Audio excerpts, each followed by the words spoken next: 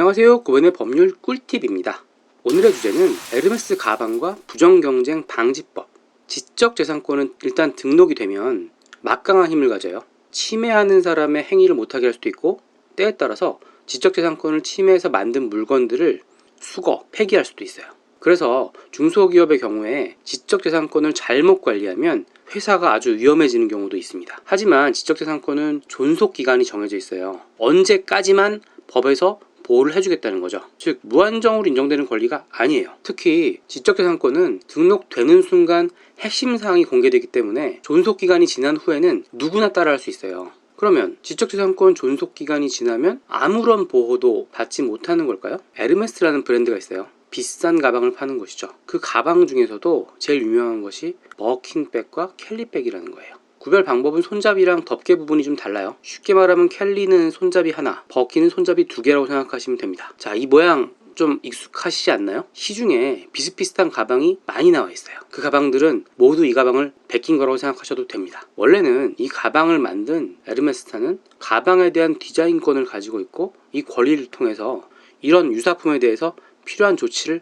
하면은 되는 거예요. 이 디자인권이 바로 지적재산권의 일종이에요. 그런데 문제는 이 두 가지 가방이 출시가 된 지 굉장히 오랜 시간이 지났어요. 그래서 우리 법에서 정한 디자인권의 존속기간이 다 지났습니다. 그러면 에르메스타는 디자인권을 근거로 해서는 자사의 가방과 유사한 디자인의 가방을 팔지 못하게 할 수 없는 거예요. 그렇다면 이런 유사 디자인 가방은 무제한적으로 허용되는가? 이런 의문이 들겠죠. 그럼 누가 에르메스 백을 기다려서 거기다 웃돈까지 주고 삽니까?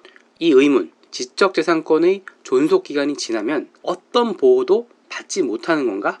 이와 관련해서 오늘은 최근에 있었던 두 개의 에르메스 가방 사건을 놓고 이야기를 해보려고 해요. 일단 통상적으로 에르메스 가방과 똑같은 가방을 만들어서 마치 에르메스 가방인 것처럼 팔았다면 이른바 짝퉁 제품을 판 거죠. 짝퉁 제품을 파는 거는 그 가방에 어떤 표시를 했냐에 따라서 상표법 위반이 문제될 수가 있습니다. 이건 디자인권이랑 무관한 거예요. 오늘 이야기하는 거는 짝퉁이 아니라 유사한 디자인과 관련된 겁니다. 아까 말했듯이 유사한 디자인의 가방에 대해서는 원칙적으로는 디자인권을 가지고 이거 우리 디자인권을 침해다 라고 주장을 할 수 없어요. 하지만 예외적으로 부정경쟁 방지법이 적용되는 경우가 있습니다. 최근에 이와 관련해서 두 가지 판결이 나왔는데요. 진저백 판결이랑 눈알 가방 판결이에요. 먼저 진저백을 한번 볼까요? 이거 보면 그냥 캘리백이랑 버킨백의 사진을 찍은 뒤에 프린트할 수 있는 천에 프린트를 해서 만든 가방입니다. 물론 재질은 가죽이 아니기 때문에 완전히 달라요. 하지만 멀리서 보면 사진 찍어서 프린트를 해놓은 거기 때문에 진짜 에르메스 가방처럼 보이기도 합니다. 이 가방이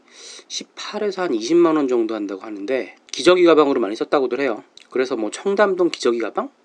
이렇게 불렸다고도 합니다. 다음은 플레이 노모 백, 소위 눈알 가방이라는 거예요. 자, 화면을 보시니까 대략 감이 오시죠? 이 플레이 노모 백에서는 앞서 말한 버킨 캘리백과 동일한 가방 형태의 눈알 모양만 붙여서 판매를 한 겁니다. 결론을 먼저 말씀드리자면 이 두 가방 모두 법원은 부정경쟁 방지법 위반으로 판단을 했습니다. 법원은 이 두 사건을 부정경쟁 방지법 제2조 1항에 그 밖에 타인의 상당한 투자나 노력으로 만들어진 성과 등을 공정한 상거래 관행이나 경쟁 질서에 반하는 방법으로 자신의 영업을 위하여 무단으로 사용함으로써 타인의 경제적 이익을 침해한 행위라고 봤습니다. 그러면 시중에 돌아다니는 에르메스 가방의 디자인을 모방한 제품이랑 이 두 개, 플레이 노모백이랑 진저백, 차이점이 뭔가요? 일단 진저백의 경우에는 단순히 에르메스 가방의 디자인을 유사하게 따라한 게 아니에요. 에르메스 진품 가방의 사진을 찍어서 그걸 프린트해서 그대로 사용한 거죠. 눈알 가방 같은 경우는 자, 눈알을 빼면 그 형태가 에르메스 진품 가방이랑 같아서 식별이 쉽지가 않아요. 더군다나 눈알 가방의 제작 슬로건은 Fake for Fun이었다고 합니다. 애당초 에르메스 가방의 가짜 제품을 기반으로 만들어진 가방인 거예요. 사실 참고와 도용의 경계는 좀 모호합니다. 그래서 이 사건들이 대법원까지 간 거죠. 진저백이나 눈알 가방 디자인도 처음에는